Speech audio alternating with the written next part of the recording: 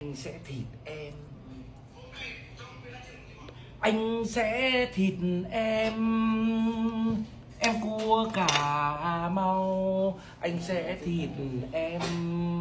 Em cua Cà Mau. Y y y. À. Bỏ ra, bỏ thả ra.